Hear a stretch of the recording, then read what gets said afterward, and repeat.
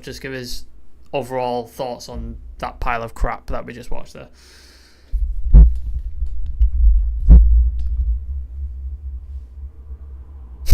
That's all you got. That's all you got. Bro, I really don't. It's sad. It's really sad. I don't even know how I'm able to smile. It's at some point I was just like I was just just defeated that I can't rely on my manager, can't rely on my players. Like it's just and I'm just thinking like if I was just mate when we play Arsenal, like I can't watch that game. I don't think I can watch it because if We got City in 2 weeks. well, So yeah, that's fine. Yeah, I don't yeah, I'm not Mancunian, so it's alright. Like, bro, like I don't even know how to describe it. But anyway, I'll try and gather myself together. I know I've given this manager a stick recently, but I think today, on top of him, I think I have to give the players yeah, a stick as well, particularly some of the players in the attack. But then I'll let you whatever structure you've got on for sure. the show. I'll let you carry on. But just in general, it's just disappointing to see. Really, it's disheartening. I'm happy with the 3 points. I think before the game, I would have said, I don't care how you do it, just get me 3 points. Yeah. This is how I was thinking before the game. But now watching it and having to live through these 90 minutes of just torture. Yeah. And yeah, yeah. Yeah, it was a disappointing. Like first 10 minutes, I think I put in the group chat, I was like, "Oh, this is going to be 4 or 5." This like we are tearing them open, and then literally after that, I think we conceded. I think Rasmus's second goal. After that, we conceded. I think about 6 or 7 minutes later, and after that, I don't think we had a shot on goal after their first goal. So No, we did. did we have We one? did. Oh no, it was before. I was Yeah, thinking about Marcus Rashford's shot, yeah. but it was straight at the keeper. Yeah, and then I was just like, I this don't. Yeah, is frustrating as fuck to watch, and we need to come out better in the second half. And we came out in the second half, and it just wasn't better at all. We'll touch on the minor positive right at the beginning. Rasmus Højlund, this kid keeps scoring. It's 2 goals. I think it's now, is it 8 in 9 games? I think he's on now, no, or 7 and 6. 7 in 6. Sorry. So yeah, he's off the mark. He's scoring. He's getting opportunities. Not many opportunities, but he is getting opportunities, and he's putting them in the back of the net.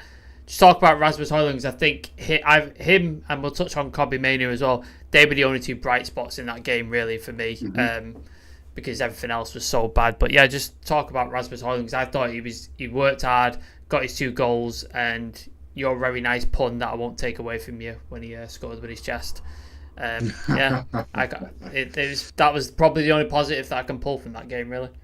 Yeah, I mean, if you remember that Bruno had a 1-on-1, Garnacho had a 1-on-1, and they both missed it. But right, Højlund took his really, really well as well. Yep. He had lots of time, and this is the thing: like when the striker has lots of time in the ball, it's even worse because there's so much going through your head. So you need to have that sort of composure to be able to now decide what you're going to do, carry it out, and actually go ahead and execute it. So it's really good for him to score. Took advantage of a terrible defensive error. The second goal as well was kind of like an instinctive goal. Yeah. Which kind of fair play. I mean, we've seen this so many times. Sometimes like strikers are just quiet throughout the whole game, and the only time you see them is actually when they put the ball in the back of the net. And really, to a certain extent, if that's how you're going to play, I'm happy with that. Like, if I don't see you every time, but if I see you and you're trying to score or you've scored, that's great. But it's not like it was a stellar performance, but it's definitely something that can really build his confidence and something that United fans can have confidence in as well. I mean, as far as I'm aware, as far as I care for Rasmus Højlund, he's done his bit. He scored 2 goals, so even if he had a few bad touches here and there later on, he's done what he's supposed to do.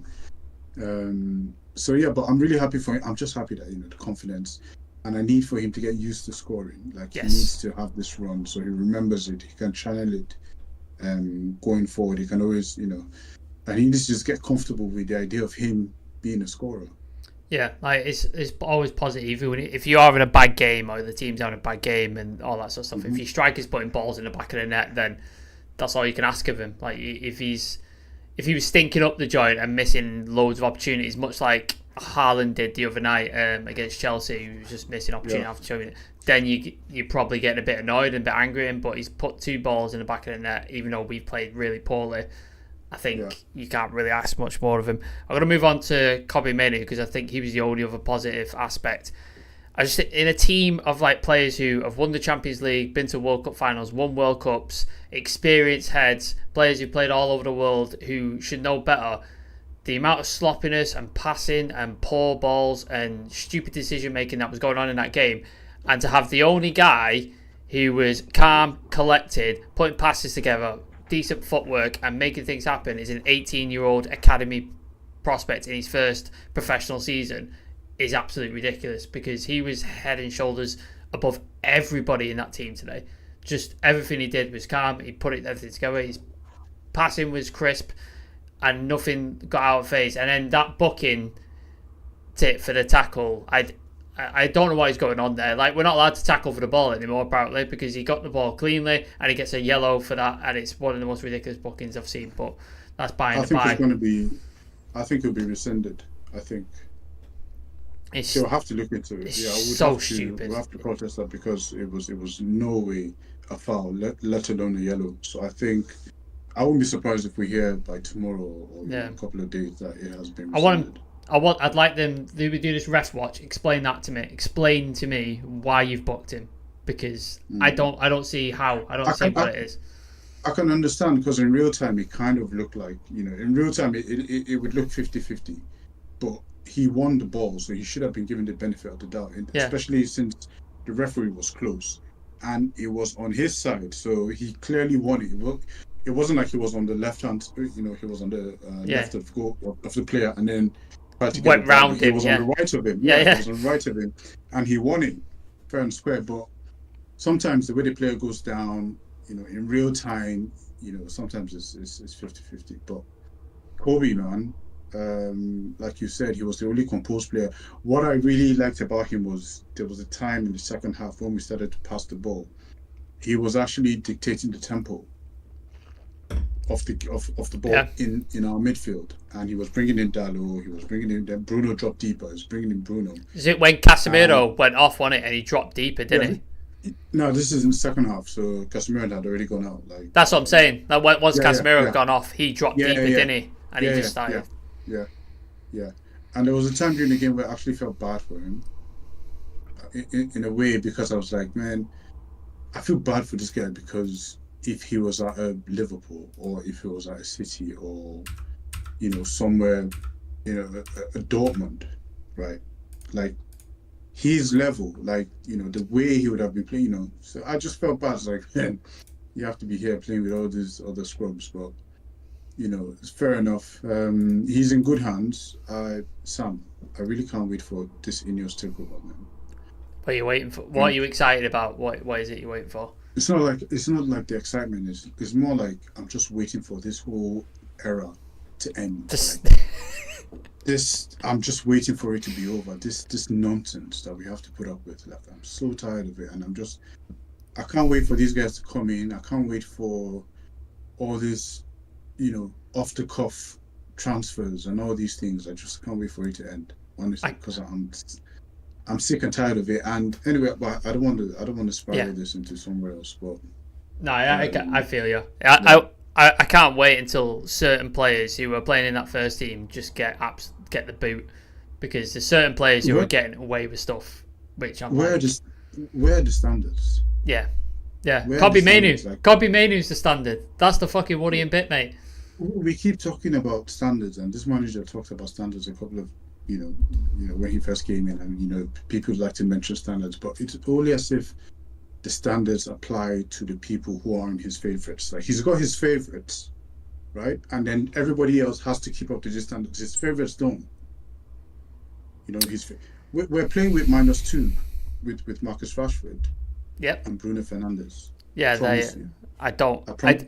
we'll talk about Bruno, because honestly, God, I thought he had one of his worst games for a long. To be was honest, terrible. he's been phoning it in for a lot of games the last couple of weeks. Like he's been in a couple Yeah. of games where he's been bad, but then he's offered a pass that's created an opportunity, I think, and that he kind of got away with it. But in this game, every single pass was going astray. He was trying stupid, ridiculous passes that were never going to come off, making the wrong decisions time after time after time, and then again with the stupid tackles near our box and just like fouls that didn't need to be given away. I don't know what is going on with him this season. Like it seems like since he got the captaincy, he's got worse. He's like degraded down. Here's my thing. Like every player has a bad game every now and then. Yeah. Players go into funks. Players have bad spells. I remember when Rooney went on this terrible. Yeah, I remember drought. that. Yeah, Van Nistelrooy had that as well.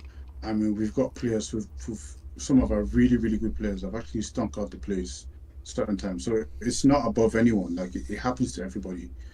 Here's my issue now. And if it's happening, then the manager needs to do something about it, because you're getting too comfortable knowing that you can put up a really bad performance, but you'll still get picked the next time. Yeah. And I don't understand why we can't curb that. It's not like we don't have a substitute. We don't have a replacement for him for the time being. It's not like we're putting him out. Just sit on the bench for a game or two. Yeah. And when you come, get that hunger that you showed us, and then when things like that. Like, I just don't get it. Like, so I'm not saying Bruno has to be 100% every single game. Of course, players have those times when they fall off or they're in a funk or they're out of form. That's fine, and everybody can understand that. But if it keeps happening and the manager just turns a blind eye to it, then where are the standards? Yeah, it's worrying, man. It really is worrying. I'm just going to read out a couple of comments. Andy Williams, game like today proves to me Eric Ten Hag ain't the guy to get us winning titles. Lou, how shit is Bruno? Laughing emoji. Dino Lewis, happy days. Good win that in the end. I disagree. That was a good win, but win's a win. It's 3 points, so I'll take it. Tim99, Fernandez has to make more opportunities count. Yeah, he's just been awful, man. Awful.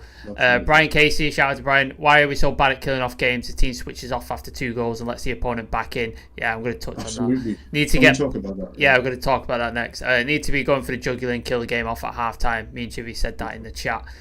Simon Davis, how did Manu get booked for that? Fair challenge, one for the future in my opinion. Yeah, I don't know about that at all. It's Sam, can't wait for Mount to come back. Bruno makes me sick. Even when Mount comes back, he's not playing over Bruno, to be fair to you. Like, I don't see him replacing Bruno, because we've got Eriksen on the bench that we could have easily brought on today and created those opportunities and put a bit of like studs on the ball and calm this, but we didn't do it. So I don't see why Mount would get in. Yeah, I'm not Mount's biggest fan, but I'd love to see him have a run. Yeah, but he's not gonna. He's not gonna get one. Yeah, I'd love to see that. Like, honestly, because some of this play. But yeah, let's talk about what Brian touched on there. Yeah, so like we've repeatedly gone up 2-0 early in games, and then let's count it. Copenhagen, Galatasaray, Newport. Yeah. Spurs. I'm sure there's loads of it. There's I think there's about 7. Wolverhampton. There's about 7 games we've done it in. It's ridiculous. And we've continually chucked it away. And Brian's right. We seem to get to 2 goals and then we just seem to go, that'll do. And just take our foot off the pedal completely. Like that first 10 minutes, we were just all over Luton. And we could have, if we just kept pushing that pace and kept pushing them on it, we probably could have got 3-4-0 before half time. The game's over. It's done. You don't have to worry. Take your foot off the pedal then. Bring Amrabat on. Bring whoever on. And you're chilled. You're good. But we seem to get to 2 goals and then just go, all right, that's done. We can stop now. I don't understand it. Chivy, talk to me, mate. Like, what's going on? What are we doing? Well, just like you and everyone else, every other Manchester United fan, I'm equally flabbergasted, because if it happens once or twice, I kind of understand, but this is a repeat. This is something that happens repeatedly. Yep. So you would imagine that at this point, we already know what it feels like to go 2 goals up and lose your lead, or at least lose control of the game. We almost lost this against Aston Villa as well. Yep. So I don't understand what's being said in the dressing room. I'm not sure what's being said in training. I don't know if we reflect. So like it's Sunday today. They have a day off. When they go in on Tuesday, are they going to reflect on what happened and say, we went 2-0 up. When this happens in the future, we do this and this and this. Yeah. I'm not sure. So the reason eludes all of us, not just you and I, but everybody. Like Brian's mentioned it. I'm sure everyone in the chat would have said the same thing as well. I really don't understand it because it's a recurring theme that seems to be happening, and the only difference in this recurring theme is that we still don't have an answer to it. Yeah, so this is the problem, and this is where things like your captain needs to come in. This is where the senior players need to come in. But then it just seems like we completely just give up possession. This is when you're supposed to control the game, or at least if you go 2-0 up and then they score 1, slow the game down. Shut it down. Just shut it down. Just keep the crowd quiet for a bit, and then. But I don't know. I don't have the answer to it. If anybody has the answer, please tell us. Because you know what? We're equally. As well, we've never been a team, especially this season, that has control. I can't remember us controlling a game, like ever. No, even especially. I was going to say even against lower opposition. It's especially against lower opposition. When we play opposition who are like below our level or determined below our level. Newport, no control over that game whatsoever. Scored 2 goals and then just went fuck it, and just let them back into the game. Luton, let them back into the game. Wolves, let them back into the game. Like, it's just repeatedly happened. Nottingham Forest, just let them into the game. Like, we have zero control. And I don't know what's going on. I don't know if the manager can't see it, or he thinks that he is in control, or that certain players I don't get it, because I think everybody in the crowd, everybody watching at home, everybody sees it, and I don't understand why nothing's being changed, because it's the same every game. We just don't control anything. And that's fine when you're against City or Liverpool or Arsenal, because you're not really expected to control the game, and you can play on the counter and you can snatch it. But when you're playing Luton, no offense to Luton, they were a better team today, by far, and no offense to Newport, but you should be absolutely stomping them into the ground and taking them 3 points and walking away, and we just never do that. But he said this already earlier on in the season. So last season we played a bit differently, and we had a bit more the game, especially when we had Casemiro and Christian Eriksen and Bruno. That kind of worked because they kind of balanced each other out, and we're able to control the game a bit more. This season, however, he's gone to this transitional football thing that he's trying to implement, and what that means is every time we get the ball, we're trying to move it up the pitch as quick as possible. Yeah. In 2-3 passes. That's why you see all the crazy. Sometimes it works, but a lot of times it doesn't work. And what happens when it doesn't work? We lose possession. It goes back to them. And oftentimes, when we're trying to transition the ball to move forward, all our players are moving forward. We lose possession. That's when we're on the flat foot. We're kind of caught in between. And then the counter comes against us, and then players are just in all sorts out of, there's holes everywhere, Swiss cheese. And that's why Casemiro is getting yellow cards. Exactly. Every single time, because we're trying these crazy passes, these Hollywood passes, and then we lose it, and then the problem is then we're all out of positions, and then we're making last ditch tackles. Luke Shaw got a yellow. Harry Maguire got a yellow. Yeah. Casemiro got a yellow, all in the first half. Yeah. This is because we got caught, and if you rewatch it, see every time they got a yellow, we got caught out of possession, and then they're trying to spring a thing to come back. But then, if we Luton were able to control the game. Yeah. Let me just ask you this, Sam, and whoever else is watching: do you think that Luton has better players than us? Absolutely not. This is a genuine question. No, we saw the graphic, didn't we? Our entire 11 was I think what was there? It's 21 million. Their entire 11 cost. Yeah, exactly. And so if their players can control the game, how is it impossible for us to do so? It's not. It's not. We did it last season. We did it last season. We control games. Exactly. So I think it's a change of ideology from the manager. And I mean this. I actually genuinely mean this. I think Eric Ten Hag needs a holiday. Honestly, I think I think he needs a couple of days to clear his head because I think he's so caught up in what's happening. He needs to take a step back and have like a holistic view, right, of everything that's going on. Because I think he got stung a few times last season, and he's like on this whole Ajax because he said it. He Yeah, said yeah. we're never going to play Can't that do it. Ajax Can't style do of it. football. Yeah. Yeah, exactly. So he's like, bond this. This is what we're going to do now, and we're just gonna. It's a results thing. I think he's more focused on the results now, and he's trying to get the best. Because we've got pacey attackers, we've got players like Bruno Casemiro who could lob the ball quickly. That's what we're doing now. We forget this controlling shit. We're doing this transitional stuff. And the problem is now with the Premier League, you don't have time.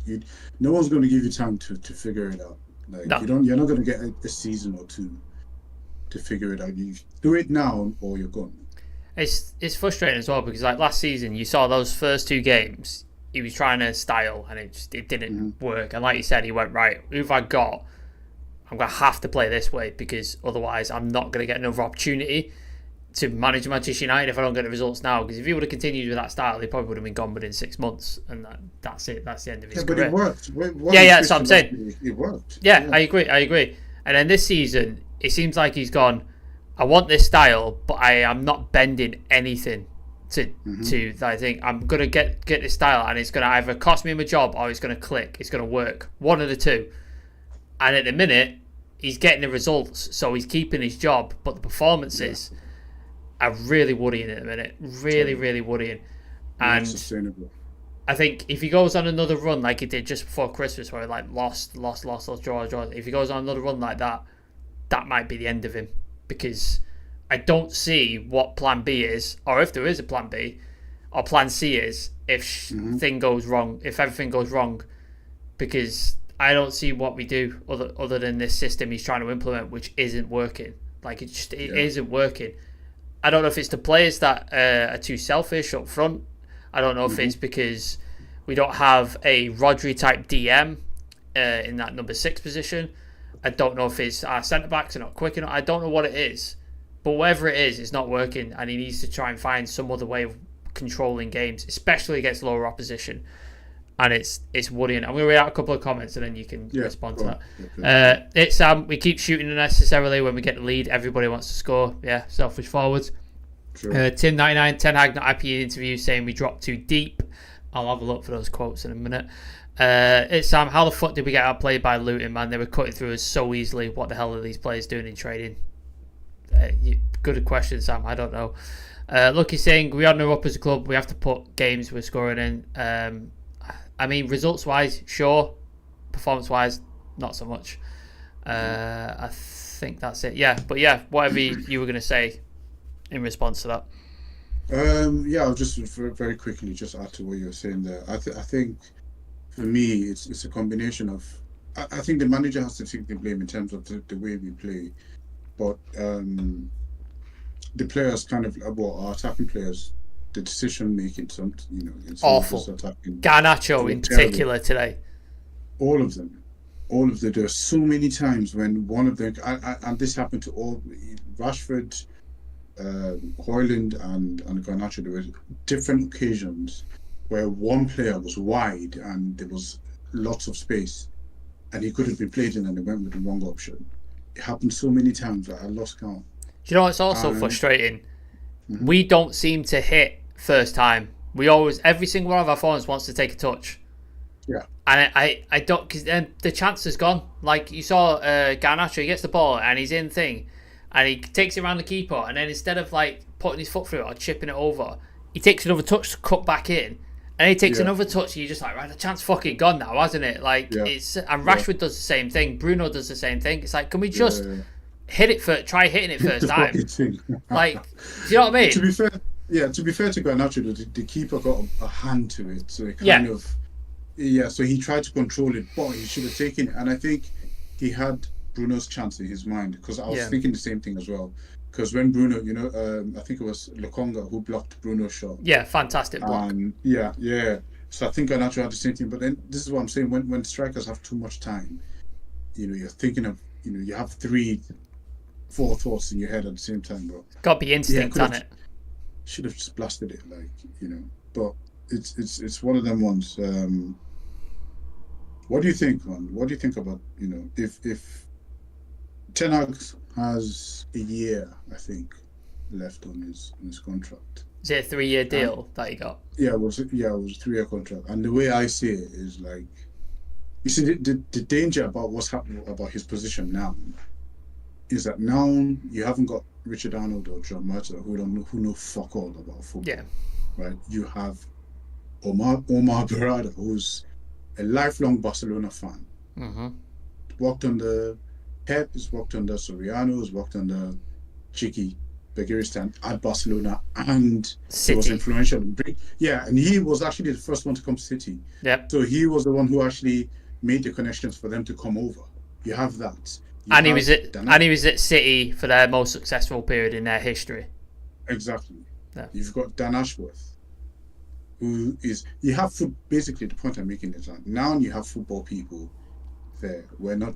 It's not just commercial people who just focus on the results and oh, did you win? Did you come top 4? Yeah, fine. No, we have football people there who think about the longevity of football. Like, they're looking into the future, and if they're seeing this, I don't think they'll be happy with this. No, it's so if he doesn't, I think if he doesn't get top 4, I think he's gone this season. Champions League, not just top 4. Yeah. Because I think it could be 5th. Top 5, I think, as well. Yeah. Top 5, yeah. I think that's it. I think if he misses out on Champions League, he's gone, and if he makes it, then he's got that 1 year to sort himself out. Otherwise, that's it. I don't think he can afford, like, if he makes it to the end of the season and he gets another opportunity next season, he can't afford to have performances like this next season. Mm-hmm. Like, he can't. And also, this summer, you cannot, and I like Erik ten Hag a lot, but you cannot be asking him what every single transfer is. You cannot. Like, you just can't ask him and let him go into his little black book and getting all these people that he knows. Like, it's just not. It's not going to work. Like, we need proper scouting, proper assessment, people like speaking to players, interviewing them, make sure their attitude is right, their performance right. Are we checking injury records? How often have they been injured? Are they going to want a stupid wage? You know what I mean? Just all this shit that everybody else does, and we don't seem to do. We just seem to buy the shiny toy or the most obvious signing in the world, and that's what I'm really disliking. These stories linking us with like Pedro Neto and Michael Elise. Good players, but if you look at, say, just for example, Pedro Neto's stats, he hasn't been available for more than 20 games a season for the past 4 seasons. His injury record is that bad. And like, that is the kind of players that United go after. We don't look at like, all right, what's their injury record? Are they going to be available? No, they're out all the time, right? Fucking sign them. Are their attitude right? Is their mentality right? No, like, don't sign them. And it's just, we've now got football people in board, so I think you're right. I think this summer they need to make the decisions and they need to be in place and recruiting the right people for the right things. And we can't just be going out and signing Sancho's and Cavani past his prime and Ronaldo past his prime and Varane and Casemiro. Like, you can't be doing that anymore because it don't work anymore. Like, it just doesn't work anymore. All right, having a bit of drink. Couple of last comments and then I'll have a look, see if there's any Ten Hag quotes. Tell Garnacho to run and shoot straight away. Let Erik Ten Hag cook from Dino Lewis. 5 wins out of 5 ain't all bad, lads. Yeah, results, I'm happy. Results, 3 points, good. Performances, not happy with. That's the difference. But I'll take 3 points. I can't be happy with that. No, of course. I'll take 3 points. We'll take the 3 points happily. But I mean, if you're going to think about the future, if you're thinking long term, going forward, like, we're lucky, and there's only you can only ride your luck for so long. Yeah. We had to call on Onana to save us. We had to against Villa, and Kobe saved us the game before against Wolves, and then it's something McTominay has to come and save us against. So it's always one person coming to save us. Like, we need to have a system where it works like a machine. Everybody's playing together. Like, look, I looked at the charts, the table, and the goal difference, I think, were like +1. +1. Yeah. Finally in the positives. Yeah, +1, and then Arsenal's like +36. It's insane, isn't City it? is like +30 something. It's fucking Even stupid. Spurs are like +12. Yeah, Right? so Like, stupid. So stupid. I this think we is ended insane. last season. Did we end on like negative zero? No, 0. Zero. Fuck's sake. Ten Hag, we dropped too deep, allowed them to get back into the game, didn't close half spaces, allowed shots and cross. On Rasmus Holland, first game he came in against Arsenal, 100% of penalty, didn't get, then Brighton he scored but didn't get it. It would have helped, but now he has confidence, I'm sure he'll score more. Rasmus Holland has said, I need to thank my teammates and my coach because they have shown me great confidence, keep believing in me. I knew as well that I could score some goals, but of course it was annoying when it's going in Premier League, but we're here now. I just want to keep going and help the team. Luke Shaw was limping heavily when he walked through the mix zone. Yeah, that's something we didn't touch on. This is really getting on my nerves now. That we've got players who are not 100% fit, and we're going, yeah, let's play him. Why? Why are we doing going this? on about this for ages. It's so fucking annoying. Like, are they 100% fit? No, right, don't play him. Like, just don't play him. Because this happened. There's 2 games in a row now. Luke Shaw has gone off injured because we've brought him back too early and he's not 100% fit and we've played him and everything. So I'm hoping this is not an aggravation of the original injury from the last game, because now he might be out for like weeks, months, who knows? And it's like, oh, fantastic. But yeah, that it's just annoying. And then on top of that, we've let go Reguilon on away from loan, and Alvaro Fernandez is probably going to end up playing for Benfica. So it's like awesome. Lindelof at left back for the next fucking God knows how many games. That's going to be amazing. This would have been perfect for Alvaro Fernandez. Perfect. That's what I'm saying, man. He'd come in. He has the same confidence with what's his name, Kobe. Yeah. He's never phased. No. Yeah, he plays like he's meant to be there. Like so. But what was the buy option? Like 15 million for Benfica. I think it's gone. I think they're looking at Harry Amas to be like the next one. So, but he's 16. So yeah, it's going to be a few years, isn't it? A few years before he's ready. Yeah, I don't know. Anyway, yeah. But yeah, frustrating.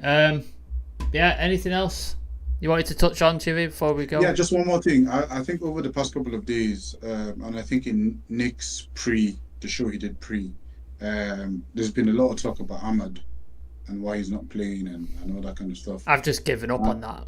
And I watched the one. So there was like a 1-to-1 drill in the trainings that they were doing. And I watched it, and then so like the player gets, you get like a 1-on-1 situation, beat a player and score. So Ahmad goes easily, nicely, does it. But then when he's defending, they've easily just gone past him. Yeah. Put it behind him, And it made me think, right? I know I was saying maybe we're looking for excuse. We're trying to find excuses for the manager, but I think it's his work rate. I think maybe it's like the defensive part of his game, because as much as Garnacho made bad decisions and all that in attack, Garnacho puts in a lot of defensive work as well. Yeah. I don't remember I haven't seen Ahmad enough to know whether he's that defensive or if he can be. So I'm not 100% sure. But then it started to click in my head. I was like, okay, maybe that's the thing, because Ten Hag needs like hard workers. Because even Anthony gives fuck all in attack. Defensive play, yeah. Defense. Yeah, he's good. And I can see that with Garnacho now recently. Especially in this game, he was tracking, he was, trying to hustle players. So I don't know if maybe that's one of the reasons why he prefers Garnacho. It's possible.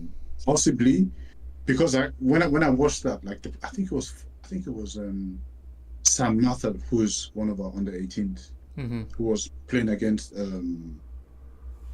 Ahmad in the drills. And he beat him, and then just put it behind him, and I was like, okay, yeah, this guy's kind of crap. Sam Mather is another one we should watch out for anyway. Yeah, it's not a name. I've not heard that name, but I'll keep an eye out for him. You hear it. That what's the guy? The other, is it Ethan? Is it Ethan Williams? I think he was training with the first team as well this week. I think he's a fullback as well. I think. Yeah. Aljo, what's his name? Al Joffrey was training.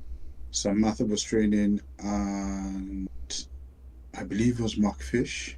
I think. Can't remember the defender. But yeah.